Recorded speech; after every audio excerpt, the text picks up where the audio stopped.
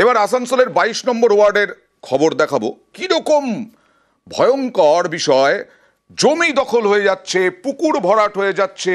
পুরকর্মীরা সেখানে গেছেন জমি উদ্ধার করতে, সেখানে পুরকর্মীরাই বাধার মুখে। আসানসোলের 22 নম্বর ওয়ার্ডের ঘটনা, আসানসোলে 22 নম্বর ওয়ার্ডের ঘটনা। জমি দখল হয়ে যাচ্ছে, পুকুর ভরাট হয়ে যাচ্ছে। কথা বলবো প্রতিনিধি দীপকের সঙ্গে। এরা কারা যারা বাধা দিচ্ছে? স্থানীয় গ্রামবাসীরা যে জানাচ্ছে কথা কি, স্থানীয় বেশ কয়েকজন যুবক তারা আজ সকালে কাজে যখন পৌরসভার কর্মীরা কাজ করতে আসে, সেই জমিতে সাফাই করতে আসে, তখনই কিন্তু বাধা দেওয়া হয়। যদিও পৌরসভার কর্মীরা তারা কাজ করছিল, তারা সেই ব্যক্তিকে চিহ্নিত করতে পারেনি বা তাদেরকে তার কোনো পরিচয় জানায়নি। এরপরে তারা পৌরসভাতে জানায় কি তাদের কাজে বাধা দেওয়া হয়েছে, তাদেরকে কাজ করতে বাধা দিয়েছে স্থানীয় কয়েকজন ব্যক্তি। এরপরে পুলিশকে সঙ্গে নিয়ে পৌরসভার আধিকারিকরা ঘটনাস্থলে আসে এবং পুনরায় কাজ শুরু করে। যে অভিযান আছে সরকারি, এই যে আধিকারিকদেরকে বাধা দেওয়া হলো, তারপরে কি পুলিশে অভিযোগ করা হয়েছে? কাদের বিরুদ্ধে, তারা কারা চিহ্নিত করা সম্ভব হয়েছে?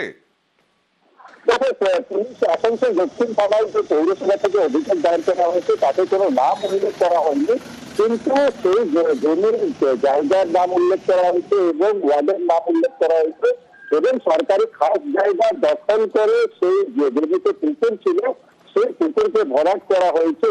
সেই ভূমি সংস্কার দপ্তরের থেকে জানতে চাইছে পৌরসভা এই জমিতে যে সরকারি জায়গা আছে এছাড়া যে আশেপাশে ব্যক্তির জমি আছে সেই জমি থেকে চিহ্নিতকরণ করার কাজ চালাচ্ছে। পুলিশকে অভিযোগ জানানো হয়েছে, পুলিশ তদন্ত করছে। বেশ, কর্পোরেশনে এটা আমাদের ভোর 5 থেকে একটা এফআইআর করা হয়েছিল এই জায়গাটা সংক্রান্ত যে পুকুর ছিল। আজ সকালে হেড অফিস থেকে আমাদের টিম এসেছিলেন স্যানিটেশন ডিপার্টমেন্টের, তো কিছু মানুষ নাকি এখানে অবজেকশন করেছিল। তো সেটা আমাদের এসআই যিনি আছেন তিনি হেড অফিসে জানাবার পর আমাদের সেবা সার্ভেয়ার যে কেদার মেয়র সাহেবের অর্ডারে আমরা আবার এখানে আসি। মেয়র সাহেব অর্ডার দিয়েছিলেন লেবার লাগিয়ে জঙ্গলগুলো একটু সাফ করিয়ে দিতে। আজকে লেবার যখন এসেছে আমরা শুনলাম যে অমরনাথ আটারি বলে একজন আছে আর একজন শঙ্কর শর্মা বলে, ওরা এসে লেবারগুলোকে ধমকে বলেছে ওরা তোরা এখান থেকে চলে যা,